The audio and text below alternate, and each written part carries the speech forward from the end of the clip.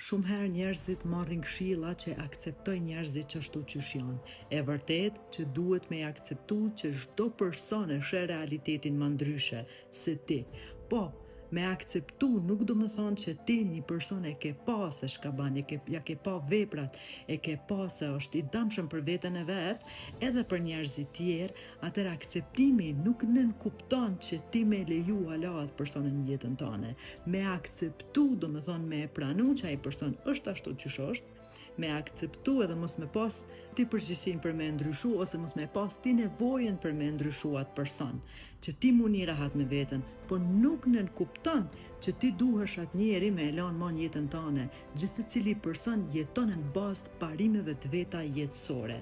Dhe nëse thyen ato parime, atëherë ti duhesh me ditë se ai person nuk i takon realitetit tanë, nuk i takon jetës tënde, dhe ti duhesh me vendos kufi të shëndetshëm.